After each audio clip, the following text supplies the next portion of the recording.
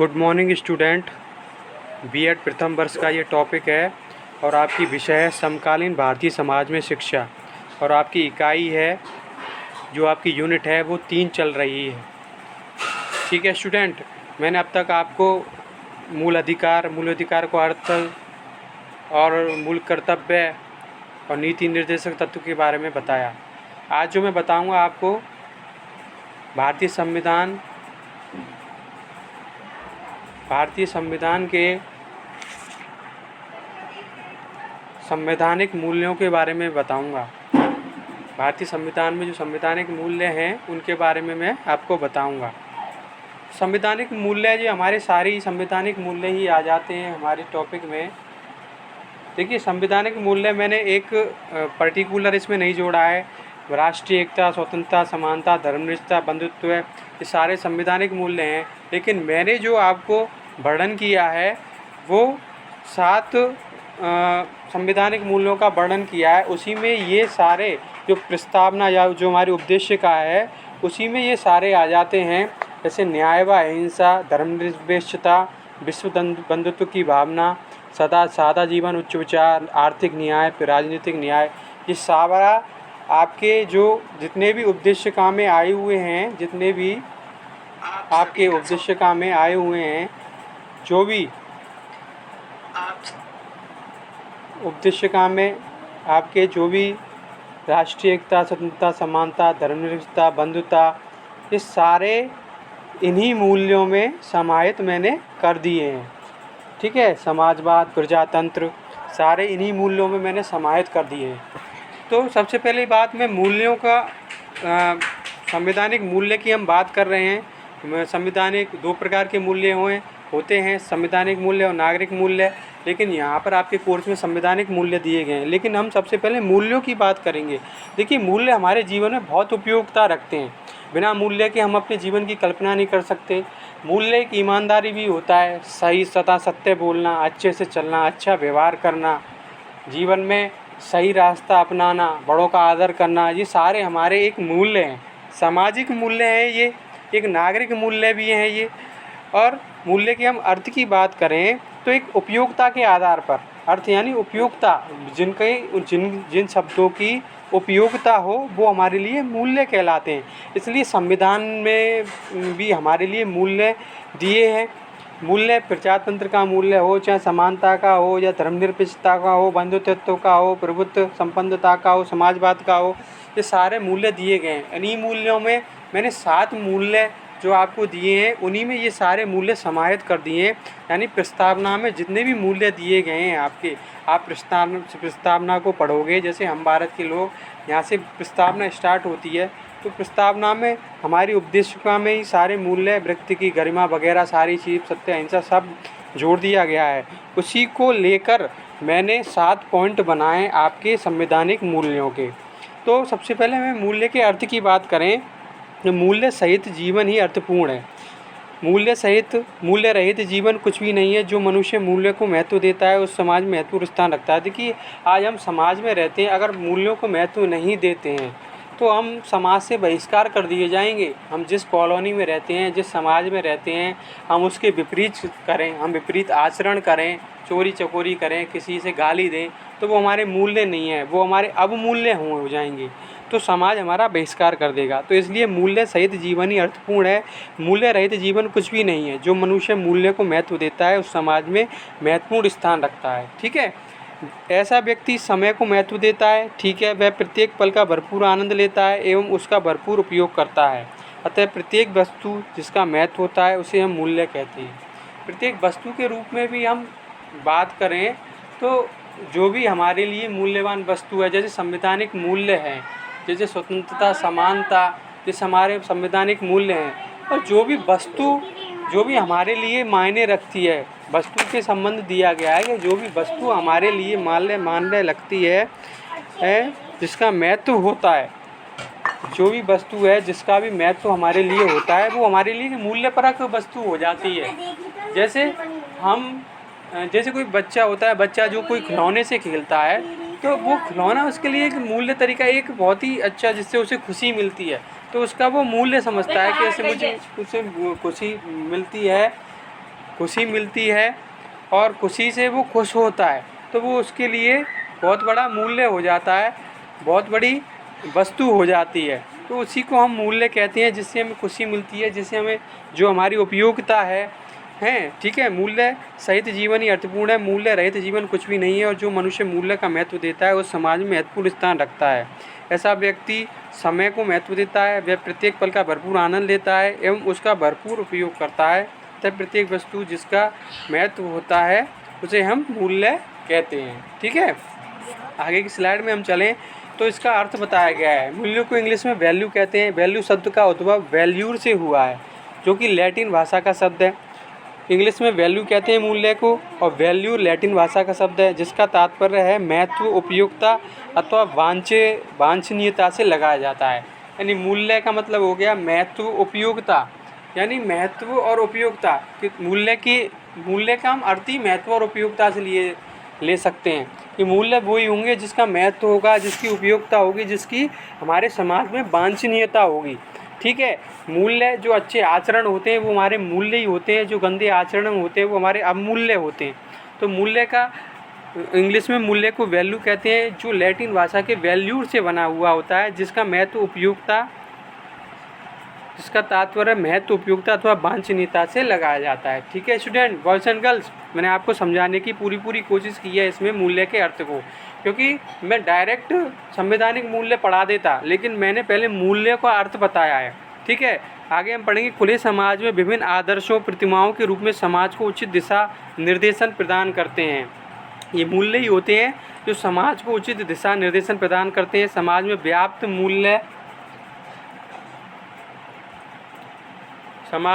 मूल्य एवं आदर्श सामाजिक व्यक्तित्व विकास एवं चरित्र निर्माण की दृष्टि से वांछनीय एवं उपयोगी हैं, ठीक है। मूल्य एक ऐसी आचरण संहिता या सद्गुणों का समूह है, इसे व्यक्ति अपना कर अपने व्यक्तित्व का विकास कर सकता है। देखिए, हम मूल्य की बात करते हैं। समाज में रहते मनुष्य एक सामाजिक प्राणी है, तो समाज में रहता है तो मूल्य उसके लिए ज़रूरी है। अगर कोई मूल्य विहीन इंसान है तो वो समाज से बहिष्कार कर दिया जाएगा। अगर उसमें सद्गुण हैं, वो सही रास्ते पे चल रहा है, उसका चरित्र सही है, वांछनीय, उपयोगी है, तभी वह मूल्यों को समझ पा रहा है, तभी वह समाज में रह रहा है। अगर हम समाज के विपरीत चलेंगे, मूल्य को नहीं अपनाएंगे, तो हमारा समाज में रहना ही व्यर्थ हो जाएगा। इसीलिए ये बात कही गई है कि खुले समाज में विभिन्न आदर्शों, प्रतिमाओं के रूप में समाज को उचित दिशा निर्देशन प्रदान करते हैं। समाज में व्याप्त मूल्य एवं आदर्श सामाजिक व्यक्तित्व विकास एवं चरित्र निर्माण की दृष्टि से वांछनीय एवं उपयोगी हैं। मूल्य चरित्र निर्माण की दृष्टि से वांछनीय एवं उपयोगी हैं। मूल्यों से ही हमारा चरित्र का निर्माण होता है। देखिए, अच्छे और बुरे लोगों को कैसे पहचाना जाता है कि हम कहते हैं यार इसमें अच्छे संस्कार हैं। देखिए, ये सभी के पैर छूता है, सभी से अच्छा बोलता है, सत्य बोलता है, हंसकर बोलता है, तो वो हमारे क्या होते हैं? मूल्य ही होते हैं। ईमानदारी, सत्यनिष्ठता, विवेक, हमारा ये सब मूल्य की उत्पूत घूमता है। मूल्य यानी वैल्यू, जो कि अंग्रेजी भाषा का शब्द है, जो लैटिन भाषा के वैल्यू से बना है। मूल्य एक ऐसी आचरण संहिता या सद्गुण का समूह है जिसे व्यक्ति अपनाकर अपने व्यक्तित्व का विकास कर सकता है। ठीक है, अपनाकर व्यक्तित्व का विकास कर सकता है। जो भी मूल्य अपनाएगा वो व्यक्तित्व का विकास करेंगे, क्योंकि हर मूल्य व्यक्तित्व का विकास करेगा। और जो वस्तु हमारे लिए उपयोगी है वो भी मूल्यवान होती है, उसका भी कोई ना कोई मूल्य होता है। जो वस्तु हमारे लिए उपयोगी होती है, जिसमें वस्तु शब्द आया है ना, वो भी हमारे लिए मूल्य परक होती है। और समाज में रहते हुए सामाजिक मूल्य को अपनाना पड़ता है। और जो हमारे संविधान में दिए गए हुए हैं वो स्वतंत्रता, समानता, धर्मनिरपेक्षता, बंधुता, ये सारे हमारी उपदेशता में दिए गए हुए हैं। यानी सारी हमारी प्रस्तावना में जो दिए गए हैं वो हमारे सारे मूल्य हैं। मैंने इन मूल्यों को 7 मूल्यों में जोड़कर एक ही कर दिया है, जो आपकी परीक्षा की दृष्टि से उपयोगी है। ठीक है, आगे बढ़ते हैं हम। 2 प्रकार के मूल्य होते हैं, एक तो संवैधानिक मूल्य, एक मानवीय मूल्य। यहाँ पर हम संवैधानिक मूल्यों की बात करेंगे। ठीक है, यहाँ पर हम संवैधानिक मूल्यों की बात करेंगे जो कि संविधान द्वारा दिए गए हैं। ठीक है, जो कि संविधान द्वारा दिए गए हैं। संविधान मूल्य की बात करेंगे जो कि संविधान द्वारा दिए गए हैं। पहला मूल्य अगर हम बात करें, सत्य एवं अहिंसा। देखिए, गांधी जी भी सत्य एवं अहिंसा की बात करते हैं। सबसे पहले सत्य एवं अहिंसा। सत्य की बात की जाती है। गांधी हमेशा अहिंसा के मार्ग पे चले, सत्य के मार्ग पे चले। उन्होंने एक चींटी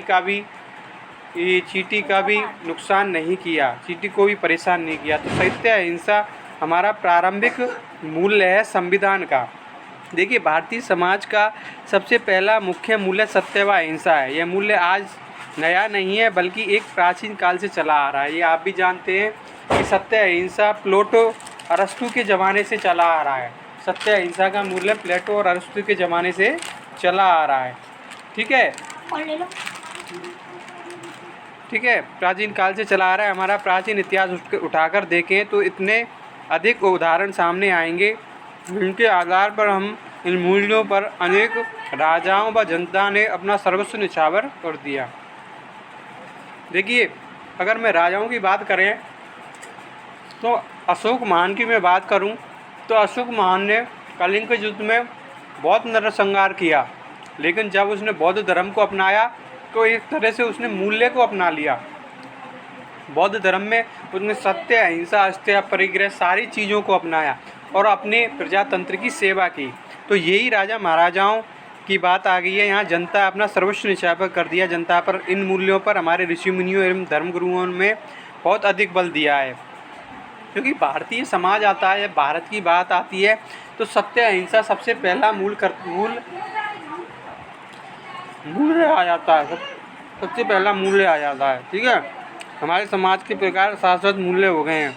जिस कारण ही वे मूल्य हमारे समाज के प्रकार के शाश्वत मूल्य हो गए हैं, यानी इन मूल्यों की शाश्वत वैल्यू है। इन मूल्यों को शाश्वत माना गया है।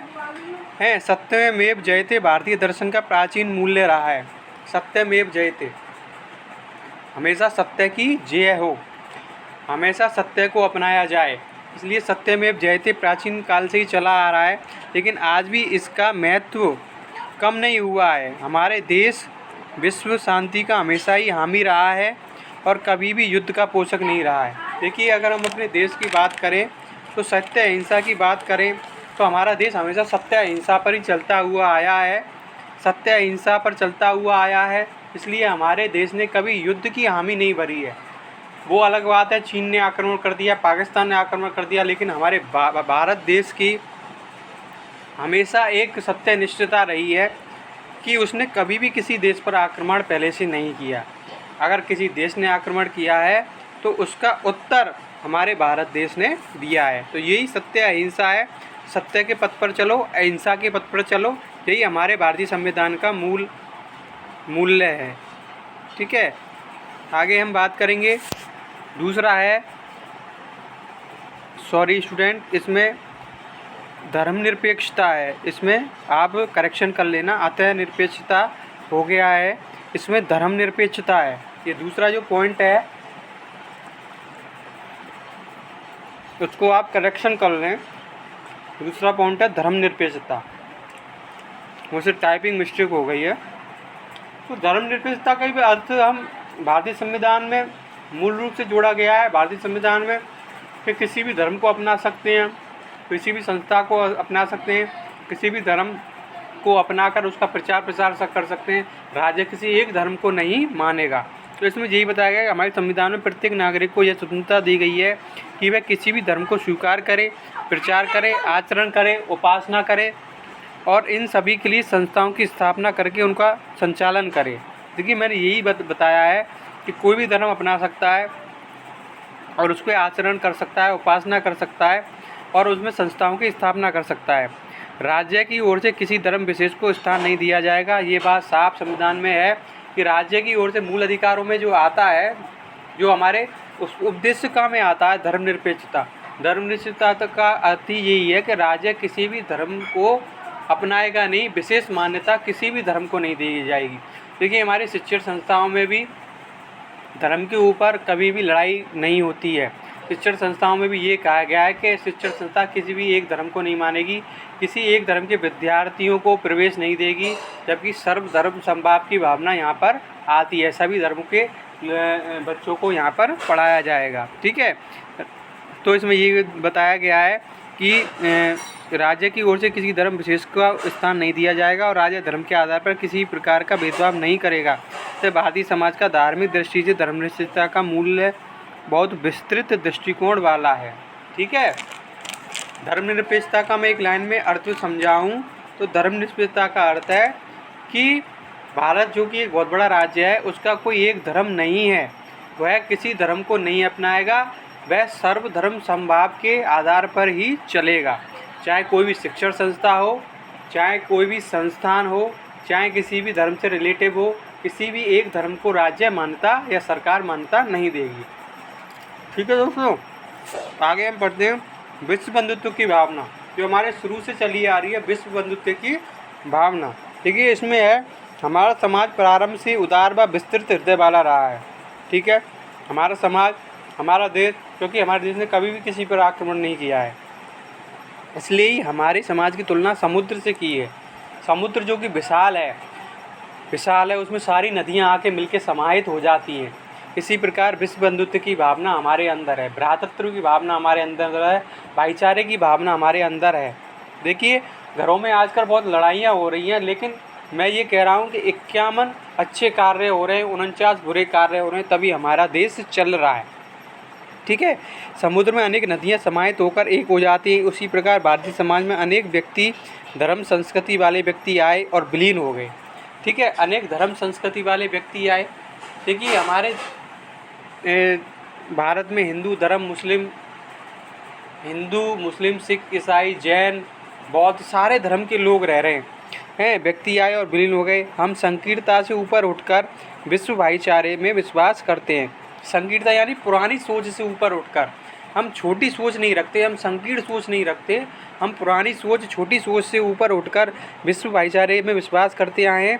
हमारा प्रारंभ से ही नारा चला आ रहा है वसुधैव कुटुम्बकम, यानी सारी पृथ्वी ही हमारा घर है। वसुधैव कुटुम्बकम यानी सारी पृथ्वी हमारा धर्म है। हमें इसी धर्म को ही, हम आज तक इसी धर्म को ही अपनाते आ रहे हैं।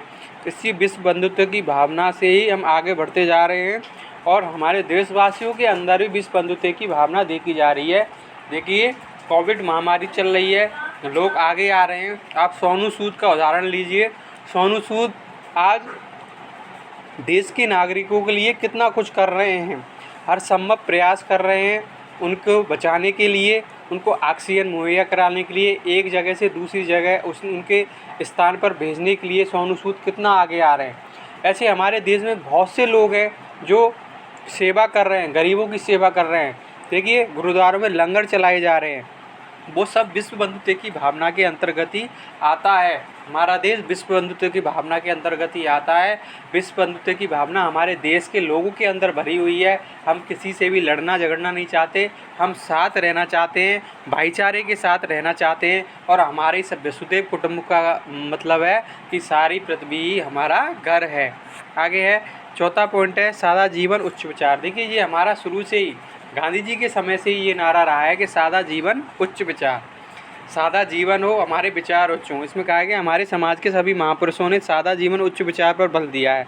देखिए, चाहे नेहरू जी हों, चाहे गांधी जी हों, चाहे सरदार वल्लभ भाई पटेल हों, चाहे सुभाष चंद्र बोस हों, सभी ने सादा जीवन उच्च विचार पर बल दिया है।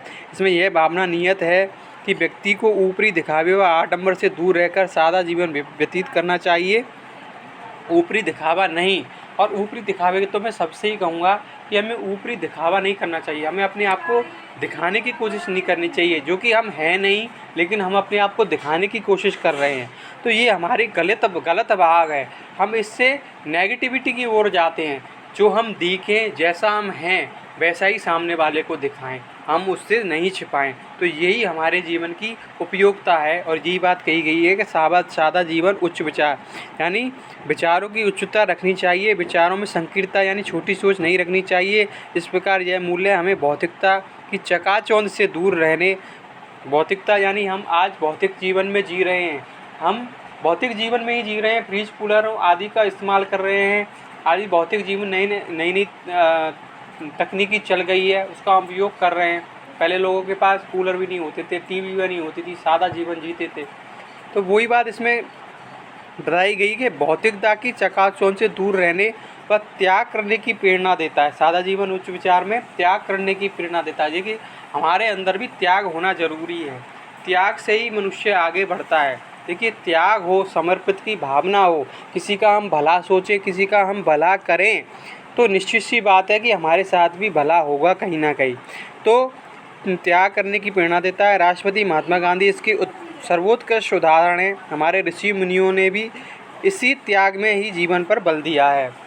सादा जीवन उच्च विचार पर और त्याग पर ही हमारे ऋषि मुनियों ने बल दिया है, चाहे वो बौद्ध हो, चाहे जैन हो। देखिए, बौद्ध महात्मा बुद्ध ने भी अपना जीवन त्याग पर निकाल दिया, महावीर स्वामी ने भी अपना जीवन त्याग पर निकाल दिया। अगर हमें राजा महाराज की बात करें तो कलिंग के युग के बाद सम्राट अशोक ने भी अपना जीवन पूरा त्याग पर ही निकाल दिया। तो ऐसे बहुत महापुरुष संत महात्मा हमारे जीवन में रहे हैं जिन्होंने त्याग की भावना कूट कूट कर भरी है, और लोगों में आज भी ऐसी भावनाएं हैं। हम ये नहीं कह सकते कि सभी लोग एक जैसे होते हैं, आज भी ऐसी भावनाएं जिनके अंदर त्याग की भावना कूट कूट कर भरी हुई है। ठीक है फ्रेंड्स, आगे हम बात करेंगे सामाजिक समानता। देखिए, सामाजिक समानता हमारी सबसे पहली कसौटी है।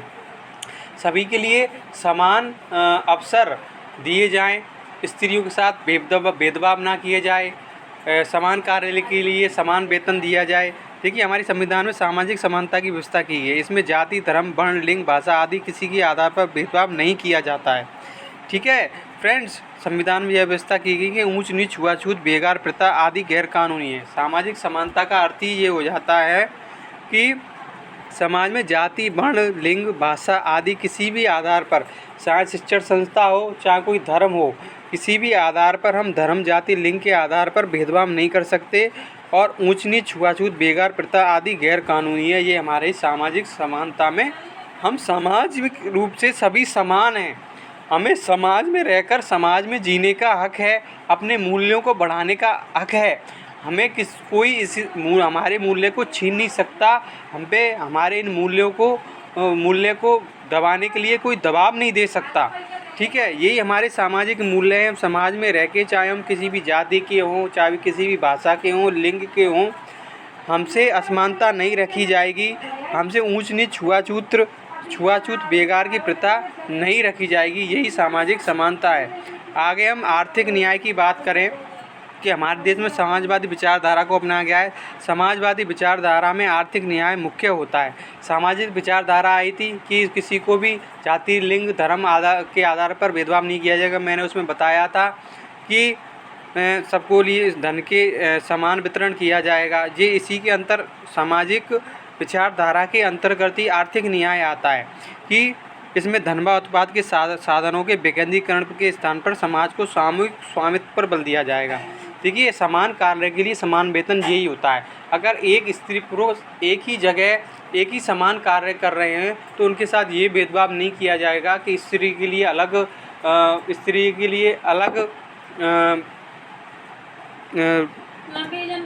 अलग व्यवस्था की जाएगी, अलग सैलरी दी जाएगी और पुरुष के लिए अलग सैलरी दी जाएगी। तो ये विचारधारा हमारे समाज में नहीं चलती है। ठीक है, उत्पाद के साधनों के विकेंद्रीकरण के लिए स्थान पर समाज के सामूहिक उत्पाद के जो साधन होते हैं, जो भी हमारे रहन सहन के, खान पीन के साधन होते हैं, खान पीन के जो भी साधन होते हैं, तो उन पर भी दबाव नहीं डाला जाएगा, भेदभाव नहीं किया जाएगा। ठीक है, स्त्री पुरुष के लिए भी समान वितरण किया जाएगा। ठीक है, बल दिया गया समान कार्य के लिए समान पारिश्रमिक, यानी जो इंसान कमाता है, स्त्री हो चाहे पुरुष हो, अगर एक ही कैडर पर, एक ही नौकरी पर लगे हुए हैं तो स्त्री पुरुष के बाद भेदभाव नहीं किया जाएगा। जो स्त्री IPS है और जो पुरुष IPS है तो उसको बराबर पारिश्रमिक, यानी बराबर जो उनकी तनख्वाह बनती है उनको बराबर मिलेगी। उनके साथ भेदभाव नहीं किया जाएगा, चाहे वो छोटे लोग हो, चाहे बड़े लोग हो, चाहे श्रमिक लोग हों। अगर एक मजदूर की 400 रुपये बेलदारी है तो वो स्त्री हो चाहे पुरुष 400 रुपये ही मिलेगी। ये कहा गया है। समान पारिश्रमिक पर भी आम सहमति व्यक्त की गई है। किसानों व श्रमिकों के जीवन स्तर को अच्छा करने में सहयोग देने का प्रावधान किया गया है। इससे किसानों और श्रमिकों को, यानी किसानों और श्रमिकों, ये खासकर किसान और श्रमिकों के लिए ही बनाया गया है आर्थिक न्याय, क्योंकि आर्थिक न्याय से ज़्यादातर परेशान किसान और श्रमिक होते हैं। तो हमारे जो नीति निर्देशक तत्व हैं उनमें साफ किया गया है कि समान कार्य के लिए समान वेतन दिया जाएगा। इसलिए किसान जो मंडी में जाते हैं उनके साथ भेदभाव नहीं किया जाएगा। जो भी बेचने जाते हैं उनको समान ही मूल्य निर्धारित किया जाएगा कि कोई व्यापारी कुछ दाम लगाता है, कोई व्यापारी कुछ दाम लगाता है। यही चीज़ हमारे मोदी सरकार ने ख़त्म कर दी है कि एक किसान किसी भी मंडी में जाकर अपना अनाज बेच सकता है। आज इस मंडी में सस्ता है तो दूसरे मंडी में भी जा सकता है, यानी भरतपुर से आगरा भी जा सकता है। तो किसानों व श्रमिकों के जीवन स्तर को अच्छा करने में सहयोग देने का प्रावधान भी किया गया है। ठीक है फ्रेंड्स, आगे है राजनीतिक न्याय। राजनीतिक न्याय की बात हमारे इन सब न्यायों के बीच में आ जाती है। राजनीतिक न्याय, वोट डालने का अधिकार है, हमें वोट डालने का अधिकार है, वैश्विक मताधिकार, सारे प्रेस की स्वतंत्रता, समाचार पत्रों की स्वतंत्रता, भाषण देने की, संघ बनाने की स्वतंत्रता, ये हमारी राजनीतिक स्वतंत्रता के अंतर्गत आ जाती है, राजनीतिक न्याय के अंतर्गत आ जाती है। तो इसमें कहा गया है कि भारतीय समाज के अन्य मूल्यों का आधार राजनीतिक न्याय है। ठीक है, भारतीय समाज के अन्य मूल्यों का आधार यानी जितने भी मूल्य हैं उनका आधार राजनीतिक न्याय है। पहली बात हमारी राजनीति आती है। देखिए, राजनीति से ही हमारे सारे मूल्य चलते हैं। आज जो स्थिति बनी हुई है वो राजनीति बनी हुई है, हर क्षेत्र में राजनीति चल रही है। देखिए, कोविड में भी वैक्सीन के ऊपर राजनीति चल रही है। राज्य सरकार कह रही है कि केंद्र सरकार हमें वैक्सीन नहीं दे रही, और केंद्र सरकार कह रही है कि हमारे पास वैक्सीन की इतनी उपलब्धता नहीं है, तो हम केंद्र को कहाँ से दें। लेकिन तब भी केंद्र सरकार राज्य सरकार को वैक्सीन दे रही है, और उसमें भी राज्य सरकार आए दिन केंद्र सरकार के ऊपर आरोप लगाती रहती है। तो यही राजनीति है। तो राजनीतिक न्याय की बात करें तो भारतीय समाज के अन्य मूल्यों का आधार राजनीतिक न्याय है, और इसमें प्रजातंत्र को स्वीकार किया गया है।